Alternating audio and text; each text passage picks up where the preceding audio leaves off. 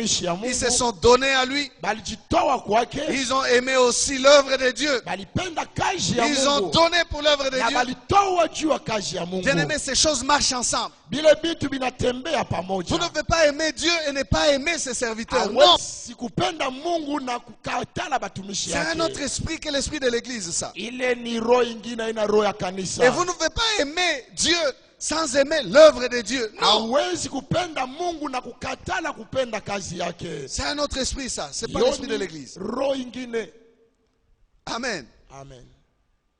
Et ces hommes nous ont donné des leçons. Ces hommes nous ont donné des leçons. Tu es là? La pauvreté n'était pas un obstacle pour eux. Et nous avons dit, mes frères et sœurs, que le chrétien n'est pas quelqu'un qui doit subir les circonstances, mais il doit bousculer les circonstances.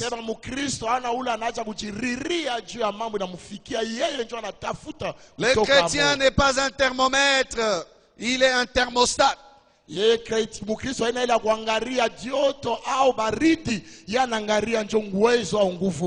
Amen. Et aujourd'hui, comme je le disais tout à l'heure, nous continuons dans la pensée de donner. C'est le Maître toujours qui nous parle ici, Jésus. Il dit, donnez et il vous sera donné. Amen. Amen. Si vous voulez un thème ou un sujet, un sous-thème, nous parlons d'une bonne mesure, serrée, secouée et qui déborde.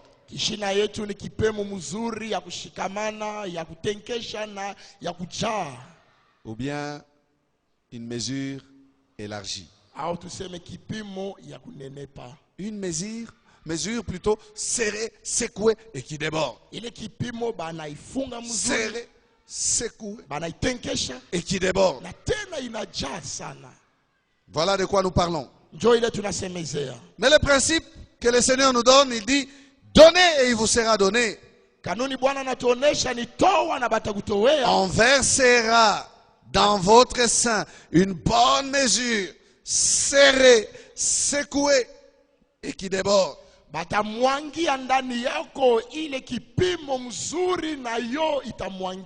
Car on vous mesurera avec la mesure dont vous vous serez servi. Bien-aimé, qui de nous ne veut pas avoir des choses? Qui de nous ne veut pas recevoir? Qui de nous veut seulement rester les mains vides? Ou qui veut seulement avoir des miettes, des reliquats, des petites choses de rien du tout? Qui de nous veut cela? Qui de nous ne se réjouit pas quand on lui donne? Qui de nous n'est pas content, ne sourit pas ou ne rit pas quand on lui donne, quand il reçoit? Nous devons répondre à toutes ces questions et dire personne. Car tous nous aimons recevoir. Tous nous sourions quand on nous donne. Je connais une tante qui, quand on fait des gestes à son endroit, elle nous comble des paroles et des bisous. Tout simplement parce qu'elle est dans la joie qui déborde. Et moi, elle m'appelle Tonton Guy. Tonton Guy, merci beaucoup. Elle me donne 3 bisous parce que je viens tout simplement de lui donner un peu d'argent. Elle est dans la joie. Elle va vous dire des choses. Merci, vraiment, tu sais, c'est comme si le Seigneur t'a envoyé. Vraiment, si tu es tombé à pic. Vraiment. Elle parle. Vous devez l'arrêter. Oh, ma tante, sois calme. Une joie qui déborde. Elle aime qu'on lui donne. Je crois que toi aussi tu aimes qu'on te donne. Tu aimes recevoir. Tu souris. Tu es dans la joie. C'est humain. C'est normal. Mais ce que nous voulons dire, c'est quoi? C'est qu'il y a quelque chose que nous devons faire pour recevoir. Amen. Il ne faut pas seulement avoir la joie de recevoir, mais il faut déclencher ce recevoir-là. Et c'est très simple, mais difficile à faire pour plusieurs. Donnez, et il vous sera donné. Ah, tu aimes recevoir? Avant la joie de recevoir, il y a d'abord le bonheur de donner. Parce que Jésus a dit il y a plus de bonheur à donner qu'à recevoir. Mais nous ratons le bonheur de donner, nous préférons la joie de recevoir. Quand le Seigneur parle du bonheur, il ne dit même pas bonheur seulement, il dit il y a plus de bonheur à donner qu'à recevoir. Donc le Seigneur reconnaît qu'il y a de la joie et du bonheur à recevoir aussi, mais il y a plus dans les données. Amen.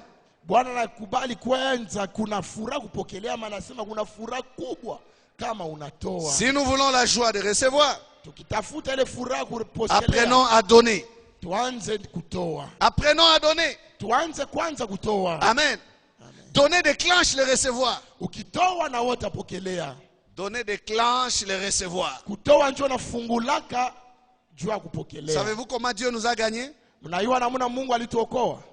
Vous savez? C'est en donnant Jésus.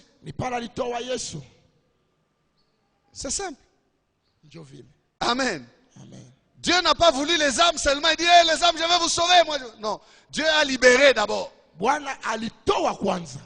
Et il nous a gagné des multitudes, des millions, des hommes de toute langue, de toute race, de toutes les nations. Un seul Jésus, par un seul. Le don de la grâce s'est répandu à tous. Dieu nous a recueillis en... Aïe, aïe, aïe, c'est intéressant. Parce que Dieu connaît ce principe. Il a libéré Jésus pour nous avoir nous tous. Et il y a de la joie au ciel quand il y a un pécheur qui se répand. Dieu veut cette joie-là. Pour parvenir à cette joie, il fallait qu'il donne son fils. Son unique fils qu'il avait. Tu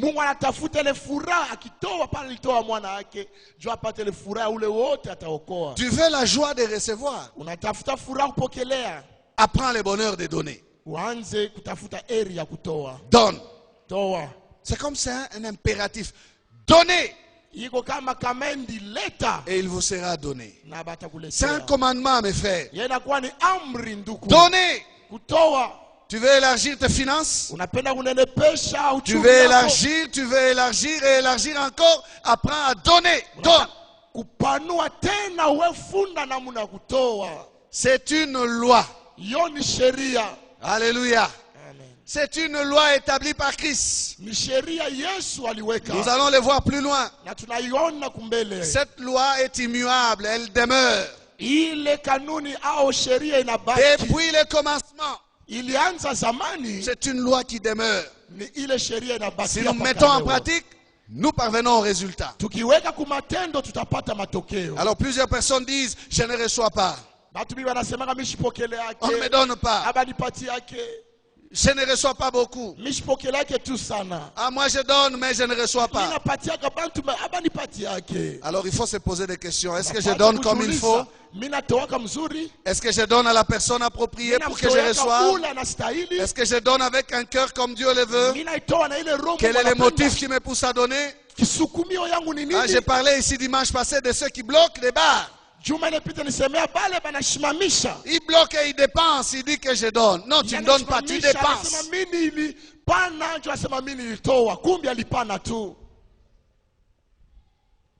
Comment est-ce que je donne? À qui est-ce que je donne? Où est-ce que je donne? Avec quel cœur est-ce que je donne? C'est normal que tu sois ce que tu es. Que tu aies ce que tu es. Parce que tout dépend de ce que toi tu fais. C'est important.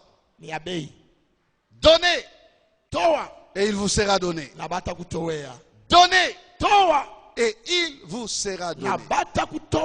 Si vous ne donnez pas, souvent dans les principes, le contraire est aussi correct. Na mukanuni kama ufate utapata hata ile ya kushunguluka nayo. Dans les principes, le contraire est aussi vrai. Kanuni hata kama unafanya kila uipashe, donnez et il vous sera donné. Toa na batakutowea. Bon, maintenant imaginez-vous que vous ne donnez pas. Angalia kama wewe utowe. C'est normal que vous ne receviez pas. Na wewe utapokea. Amen. Amen. C'est normal que vous ne receviez pas. Ni hautapokelea ndio. Ou que vous ne receviez rien du tout ou pas beaucoup. Hautapokea kintu au utapokea tu bitu kidogo. Le Seigneur commence par énoncer l'action. Bwana anaanza kuonesha kazi ya kutenda. Donner.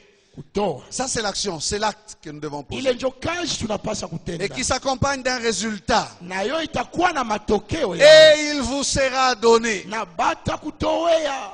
Et ensuite, il accompagne encore d'un autre principe qui établit une loi de la réciprocité. Anasindikiza na kanuni nyingine inaonyesha ya kurudishiwa kile unafanya. Donnez, toa, il vous sera donné. Batakutowea. On se servira de la mesure batatumia ile kipimo que vous vous servez pour vous mesurer aussi. Wewe utatumia cho kupima wewe pekee. On vous donnera selon ce que vous vous donnez. Batakutowea kufuatana ile wewe ulitoa. On prendra la même mesure. Batabeba paka ile kipimo. En fait, nous pouvons bien aimer aller plus loin et dire tunaweza kwenda mbali na kusema ce que je reçois, kile mimi napokea, c'est moi qui le déclenche. Ni mimi tu ndio naanzisha. Parce que si on utilise la même mesure que moi j'ai utilisé, donc si je reçois peu, nikipokea kidogo, c'est que je donne peu. Kusema mimi natoa kidogo. Si je veux recevoir beaucoup, je dois apprendre à donner beaucoup. Si je donne dans une cuillerée, c'est normal que je recueille aussi dans une cuillerée. Si je donne dans un seau, c'est normal que je reçoive aussi dans un seau. Si j'utilise un conteneur, c'est normal que l'on m'apporte aussi des conteneurs. Alléluia. Amen. Et si je déborde, je fais tout un dépôt. C'est normal que j'ai aussi des dépôts. J'ai remarqué que dans la vie, certaines choses viennent graduellement. Mais j'ai remarqué aussi que dans la vie, certaines choses exigent notre violence. Je peux augmenter la dimension, je change, je fais un conteneur. Les affaires des conteneurs ne me feront plus peur. Parce que je les ai déjà maîtrisées. Je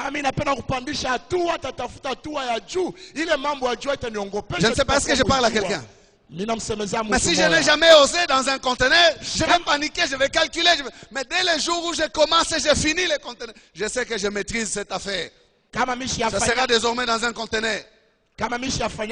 J'ai déjà dépassé le niveau des conteneurs. Je peux tenter maintenant plus loin. Certaines choses c'est graduellement, d'autres c'est la violence. Alléluia. Amen. L'élément de la mesure, je disais qu'il établit le principe de la réciprocité.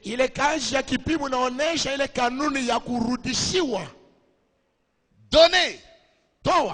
Et il te sera donné. Ou il vous sera donné.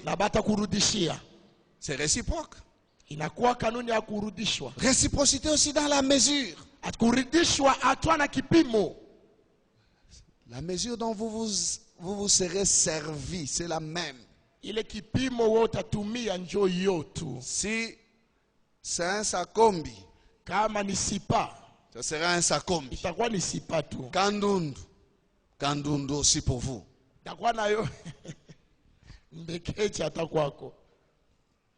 Alléluia. Amen. Réciprocité. Regardez votre frère, dites-lui donner. Et il vous sera donné. Vous savez, le problème, c'est que nous sommes là comme ça. Nous attendons comme ça. Mais les Macédoniens ici sont intéressants. Et ils n'ont pas attendu comme ça. Non. Ils se sont levés dit, dans leur pauvreté profonde. Ils ont donné. Et quand vous lisez Philippiens 4 vers la fin, Paul dit que les dons qu'ils ont donnés, il a reçu ça, il a présenté ça à Dieu. Dieu a agréé comme un parfum de bonne odeur. Donc Dieu s'est réjoui. Un parfum de bonne odeur. Dieu s'est réjoui. Non, ils n'ont pas raté l'occasion de réjouir Dieu. Ils ont saisi l'occasion pour réjouir Dieu. Ceux qui ferment la main rate l'occasion de réjouir le cœur de Dieu. Si nous voulons recevoir beaucoup, donnons beaucoup. Quand l'apôtre Paul parle de ces choses, il utilise le langage des agriculteurs. En fait, il n'est pas le premier. C'est l'Esprit de Dieu qui est le premier. Parce que lorsque Genèse nous parle, Genèse 8, 22 a établi la loi déjà. Genèse 8, 22. Que dit la loi?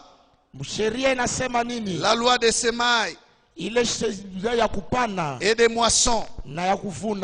Tant que la terre subsistera, les semailles et la moisson, le froid et la chaleur, l'été et l'hiver, le jour et la nuit ne cesseront point. Amen. Ils ne vont pas cesser. Donc ces choses vont se faire en continu parce que la terre est encore là. Alors Paul va faire recours à la loi des semailles et des moissons pour parler de ces choses dont nous parlons, pour parler du donner. Oui, c'est réellement des principes bien-aimés qui sont fondés sur ces lois-là. 2 Corinthiens 9, verset 6. Sachez-le, celui qui sème peu moissonnera peu. Et celui qui sème abondamment moissonnera abondamment. Amen. En d'autres termes, il veut dire que la mesure que nous utilisons pour donner, c'est la même que l'on utilisera pour nous donner. C'est pourquoi j'ai dit quand Paul parle, lui, de ces choses, il utilise le langage des agriculteurs. Jésus dit, il parle de la mesure. Mais Paul parle de s'aimer et de moissonner.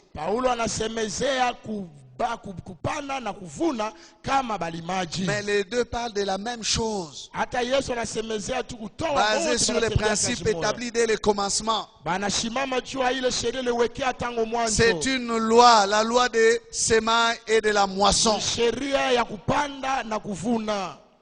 nous voulons recevoir, nous devons apprendre à donner. Donner, bien-aimé, ne doit pas être pris à la légère. Nous ne devons pas négliger les moments des offrandes. Nous ne devons pas considérer comme si c'est un moment où bon, on va juste mettre quelque chose dans le panier, ça s'arrête là. Non. C'est un acte d'adoration. Sauf que là, à ce moment-là, nous n'adorons pas avec nos paroles ou notre cœur seulement, mais nous adorons avec nos biens. Amen. Un bon amen. Amen. Nous adorons avec nos biens. Autant nous adorons le Seigneur avec nos paroles. Seigneur, je t'adore. Et le Seigneur reçoit les paroles de nos cœurs. Autant il reçoit aussi notre offrande comme une bonne odeur, un parfum de bonne odeur qui contribue à les réjouir. Il se réjouit de ces moments-là.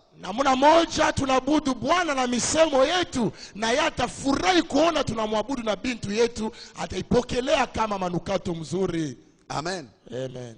Dans la parole de Dieu, chaque fois que le Seigneur parle d'offrande, il s'occupe toujours aussi du cœur de ceux qui vont offrir. Parce que c'est une adoration. Il ne demande pas qu'on lui donne avec négligence, qu'on lui donne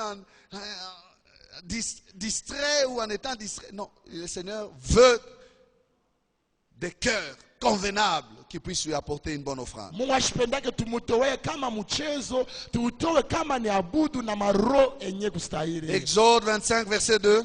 Kutoka il est dit, parle aux enfants d'Israël qu'ils m'apportent une offrande. Vous la recevrez pour moi de tout homme qui la fera de bon cœur. Alléluia. Amen. Ah, j'aimerais vous entendre, frère. Amen. Vous voulez une exhortation sur Amen? Amen. Non. Hein? Alléluia. Amen. Amen, amen. Amen. Il la demande, cette offrande-là, de quiconque la fera de quoi? De bon cœur. Donc pour le Seigneur, ce n'est pas seulement la main qui libère l'argent. Mais c'est le cœur qui donne. Amen. Le Seigneur n'a pas besoin que du chiffre. D'ailleurs, à propos des chiffres, je vais vous étonner. Un jour, Jésus est en train de voir comment les gens offrent. Il y a des gens qui ont apporté de 10 000, de 15 000 dollars et tout ça. Et il y a une veuve qui a amené 2 dollars. 2 pièces, elle a mis là. Jésus va louer la dame. Il n'est pas impressionné par des milliers de dollars. Quel est le critère d'appréciation du Seigneur? Comment peut-il apprécier 2 petites pièces qui ne peuvent rien faire dans l'église au lieu d'apprécier les grands dons qu'on a donnés? Non, le Seigneur n'est pas comme nous les hommes. Le Seigneur n'apprécie pas d'abord simplement en fonction de la grandeur du don, mais en fonction du sacrifice enduré pour lui faire les dons. Est-ce que quelqu'un m'a compris? Amen. En fonction du sacrifice enduré pour lui faire les dons. C'est le cœur. Ceux qui donnaient plus, il a dit, ils ont donné de leur superflu. Donc ils n'ont rien senti. Leur vie n'était pas secouée. Leur vie n'était pas en danger. Ils n'ont rien risqué pour le Seigneur.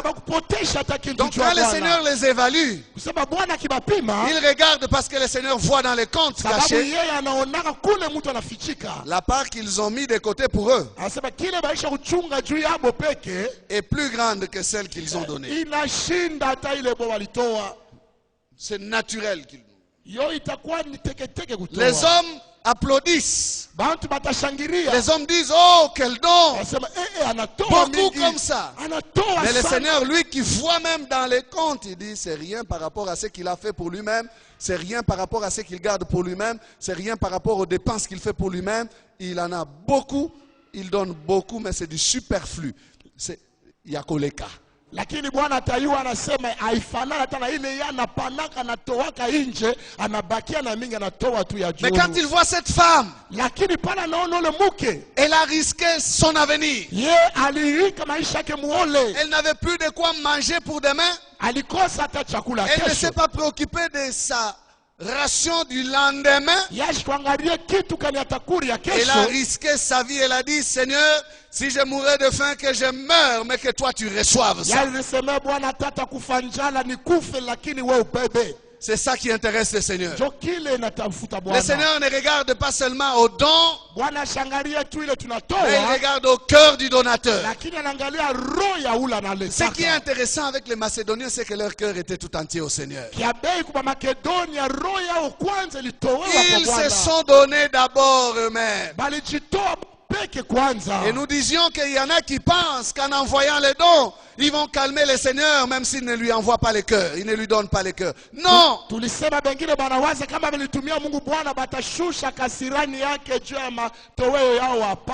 vous disent, nous avons déjà contribué. Les histoires de la sanctification et de la crainte de Dieu, ça c'est vous. Nous, nous faisons le business. Dès que nous avons l'argent, nous vous donnerons encore. Vous allez faire. Non! Tunaisha kutoa, mshituambie mambo ya utakaso ya boka bwa Mungu, tutamitafutia fedha, tutamisaidia nayo. Haina vile. Le Seigneur se préoccupe de celui qui donne. Bwana yeye anatazama ule kunatoa. Dans tout ce que nous faisons, kile kiote tunafanya, même dans le ministère, hata mhutumu, les principes du Seigneur sont autres que ceux du monde. Kanuni ya Bwana inaachana na ya dunia. Amen. Amen. Le Seigneur se préoccupe de notre cœur. Bwana yanangaria ya mbele roho yetu. Ces choses touchent à notre vie. Mambo haya inakusa maisha yetu. C'est important. Ni ya bei. Ne pensez pas que ça touche seulement, c'est matériel. Ah, mambo makuta, tout ça. Ah, mambo tout ya mamakuta. Non, il faut des choses spirituelles. Non. C'est important. C'est seulement le chose qui ça touche à fait l'argent. partie du spirituel. Ces choses ici, ça fait partie du spirituel.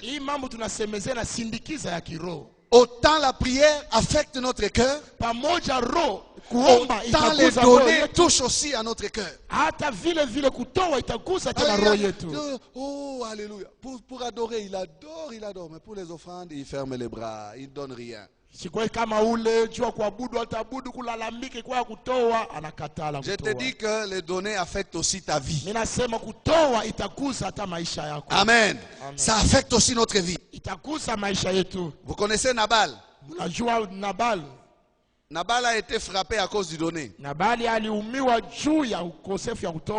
Dieu l'a tué parce qu'il était égoïste.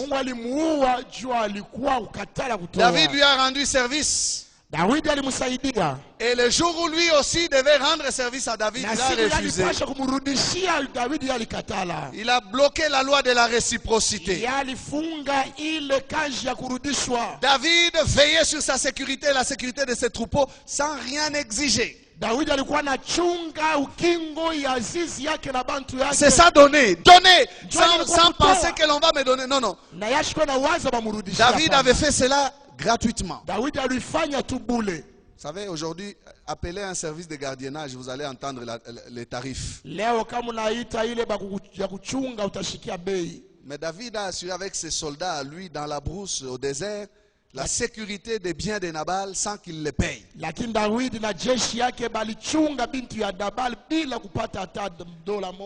Et David lui demande seulement du pain. Parce qu'il est en famine ou dans la famine, il est dans le besoin. Envoie-moi un peu de pain, un peu de vivres pour que je me nourrisse avec mes troupes.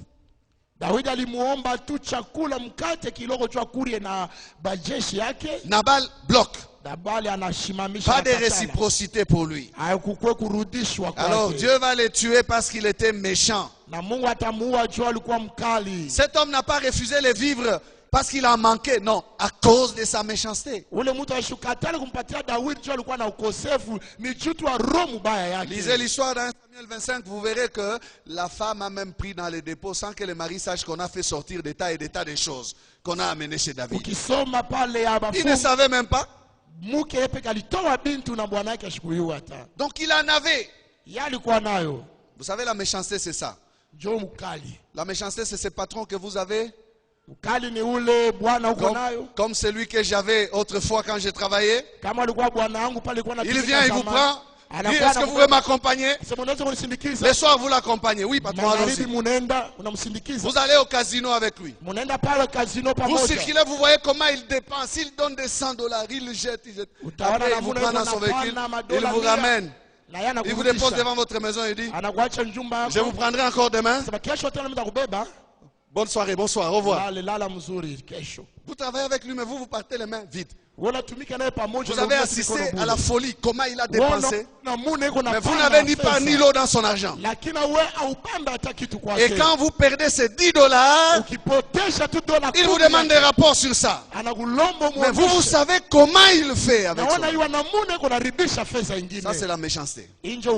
C'est tout simplement un exemple de méchanceté. Les Nabal, ils sont nombreux. Il dit, prendrai-je de mon pain, de mon eau, de ma viande, pour donner à des gens qui viennent de je ne sais où. Regardez comment il minimise David. Des gens qui viennent de je ne sais où. David devient un genre de je ne sais où. Quand il assurait la sécurité, c'était bien. Dieu va les tuer. Parce que son cœur était mauvais. Alors, l'exemple même, c'est quoi? C'est que pendant que lui mangeait et se réjouissait, il a senti son cœur devenir dur comme une pierre. Et au matin, il était mort. Pourquoi? Parce que son cœur était méchant. Ça, c'est dans l'Ancien Testament. Je vous dis que la matière des données affecte notre vie. Dans le monde spirituel, Dieu s'intéresse à cela. Ananias et Saphira arrivent à l'église comme ça, à l'église, comme ici à l'église. Oh, apôtre, voilà ce que nous avons gagné en vendant notre parcelle. Pendant qu'il dit ça, la question lui est posée, c'est tous les montants là, c'est complet? Oh oui, poum, il tombe, il meurt. Parce qu'il vient de mentir, il a menti. Combien mentent quand ils font des dîmes? Ils donnent des dîmes en mentant. Et aujourd'hui, on trouve que non, c'est normal parce que bon, ce sont des choses d'argent. Les gens font des promesses, mais ils ne tiennent pas parce que ce sont des choses d'argent. Attention, frère. Même dans le Nouveau Testament, les gens sont morts à cause du donné. Sa femme vient après lui. L'apôtre lui demande, est-ce que c'est un tel prix que vous avez vendu les champs? Elle dit oui. L'apôtre est étonné, il dit, comment vous vous êtes accordés pour faire les mal? Pourquoi Satan a-t-il rempli votre cœur pour que vous mentiez ainsi au Saint-Esprit? La Bible dit que deux valent mieux qu'un. Quand l'un tombe, l'autre le relève. C'est une parenthèse. Je m'adresse à cette maman-là. Quand tu vois que ton mari fait ce qui n'est pas correct, toi reste dans ce qui est correct. Relève-les. Ne t'accorde pas à lui pour faire le mal. L'apôtre l'a regardé et dit, toi aussi tu fais le même jeu. Les gens qui ont emporté ton mari, ils sont à la porte là, ils vont aussi t'emporter. Pendant qu'il parle seulement comme ça, elle aussi, elle tombe. Poum, elle meurt.